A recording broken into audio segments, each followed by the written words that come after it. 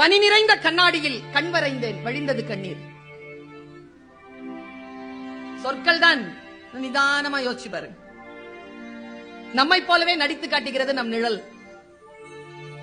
அந்த மயானத்திற்கு உயிர் தந்தது ஒரு பிணம். எந்த கிளி ஏமாற்றி சென்றதோ தாடியுடன் இருக்கிறது ஆலமரம். பளிச்சு பளிச்சுன்னு எழுதுறாங்க, குட்டி குட்டியா எழுதுறாங்க.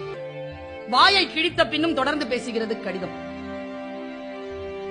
லாரி நிறைய மரம், இரையுடன் கூட்டை தேடும் தாய்க்குருவி.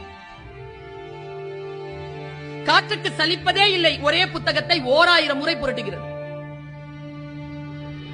இலையின் நடனம், அதே காற்று, இலையின் மரணம்.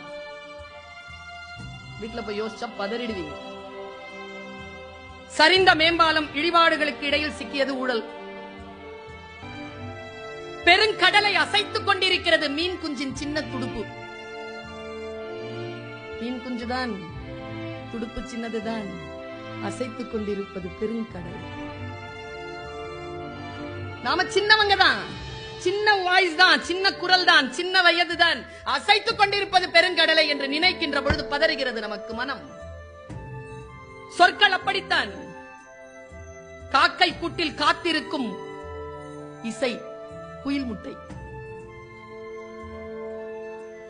எனக்கு ரொம்ப ரசிச்ச ஒரு கவிதையை சொல்ற பாருங்களேன். உங்களுக்கு தெரியல, நீங்க அந்த மனத்திற்குள்ள நீங்க உள்ள போகணும். கீழே ஊதாங்குழல் இசைக்கிறாள் அம்மா, ஊதாங்குழல் இசைக்கிறாள் அம்மா, நடனம் ஆடுகிறது நெருப்பு. குழியில் விழுந்த யானை ஏறி செல்லும் எறும்பை வியப்புடன் பார்க்கிறது. விழுந்த பின்னும் பறந்து பார்க்கிறது பறவையின் இறகு. விழுந்த பிறகும் பறந்து பார்க்கிறது பறவையின் இறகு. இறகு குட்டி போட்டது பள்ளியின் நினைவுகளை. ரயில் மோதி பிளிரும் யானையிடம் அழிக்கப்பட்ட காட்டின் குரல். யாரிடத்தில் சிந்தனையும் சொல்லும் மிகச் சரியாக சேர்கிறதோ அவர்கள் போதி மரத்தில் உட்கார்ந்திருக்கின்ற புத்தனை விட குறைவானவர்கள்.